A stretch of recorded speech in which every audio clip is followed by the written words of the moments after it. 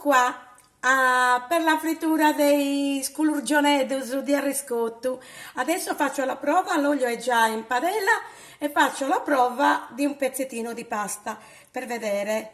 Ancora non è pronto. Poi quando vedo che è già sale su le bollicine, diciamo, ecco, a questo punto vado a incominciare a friggere. Ne ho fatto anche al cioccolato per mio figlio perché non mangia di ricotta, la ricotta non la mangia, e allora li ho fatti anche di cioccolata. Ecco, questi due li metto lontani. Ecco qua. Adesso vado a sistemo qui, così. Questa me la metto qui, tolgo questo pezzettino e incomincio ad andare a friggere. Sistemo nell'olio, pochi per volta.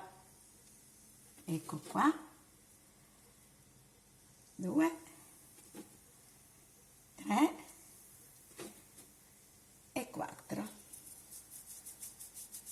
E come diceva mia mamma, faceva il segno della croce, che Dio me la mandi buona. Va bene.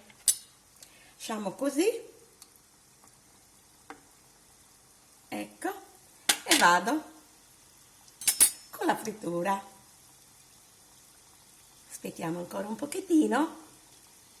Come vi ho detto nel video precedente, non sarei riuscita a farvi vedere bene la frittura, ecco, completamente. Ecco, certo non tutta perché altrimenti si va oltre. I minuti, i secondi corrono e quindi con attenzione vado a muoverli. Pochi per volta, perché altrimenti la temperatura dell'olio si abbassa e poi non friggono nel modo giusto. La pasta che mi è avanzata, me ne è avanzato un piccolo panettino, l'ho messo in frigo e poi lo utilizzerò per fare una schiacciata con del ripieno, mozzarella e pancetta tagliata sottile e basta, nient'altro. E viene la crosticina bella dorata. Ecco qua, li ho girati e lascio cuocere e ci vediamo dopo. La frittura procede, qualcuno si è un po' aperto, ma non fa niente. È uscita un po' la crema, non tanta, ecco, questi sono i primi e questi sono gli altri che ho. Ecco qua. La pasta deve rimanere appena dorata, non molto, e la pasta deve essere, la sfoglia deve essere bella croccante. Poi col riposarsi, se non si mangiano tutti in una volta, si ammorbidiscono, ma comunque sono sempre buoni. Ecco qua, io adesso vado a scolarli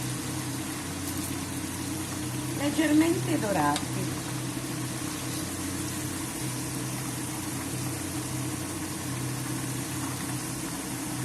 Poi vado a cambiare l'olio